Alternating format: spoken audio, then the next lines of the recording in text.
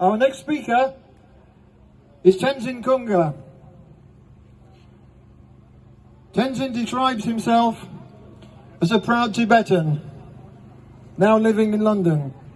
He's a former civil servant of the Tibetan government in exile, who served at the office of Tibet in London for 6 years until 2020. And he is currently working as advocacy officer at Free Tibet UK. Friends, please welcome Tenzin Kunga. Thank you, Nick. Thank you. It's an emotional moment for me to be standing here in front of this huge crowd, listening to the Tibetan national anthem, that was being played earlier here in the center of power in Westminster, outside Downing Street. The Tibetan national flag, which is displayed over here, and the national anthem, as you all know, is banned inside Tibet. Tibet has been ranked by the US think tank Freedom House as the least free country on earth for civil liberties and political rights, and tied along with Syria and Sudan. And Tibet is closed off to the outside world. Diplomats, officials, tourists, they cannot enter Tibet. And also the Tibetans inside Tibet, who are suffering some of the most repressive rule under the Chinese Communist Party, cannot escape out into Tibet. That is the reason why there are no headline news on Tibet in the international media. It is a huge information black hole.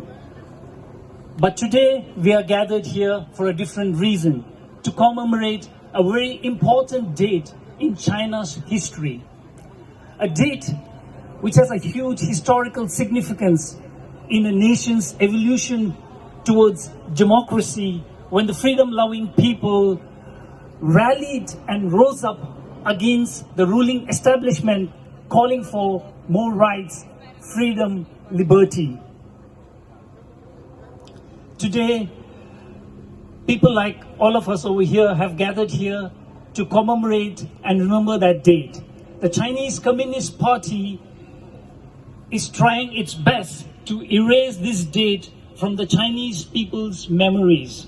Its history book never teaches about the Tiananmen Square.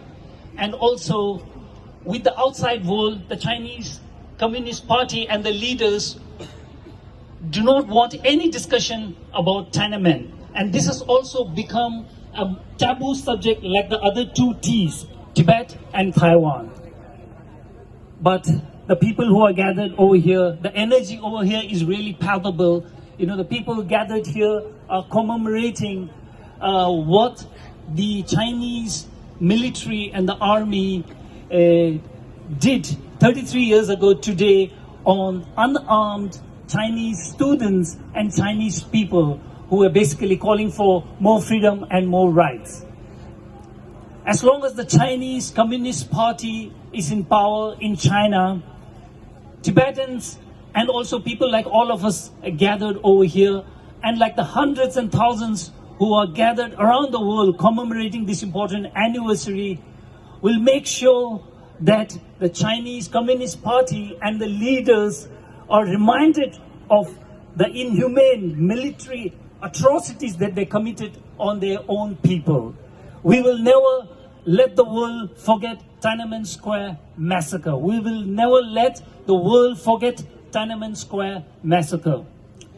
Today, China may seem like the mighty and all-powerful, and our struggle against this superpower might seem like like a lost cause. But always remember that as long as we keep our spirits high, as long as we all stay united in the common cause, as long as we try to convert challenges into opportunities, and as long as we mobilize our supporters and alliances around the world, we will be able to defeat the monster that is the Chinese Communist Party.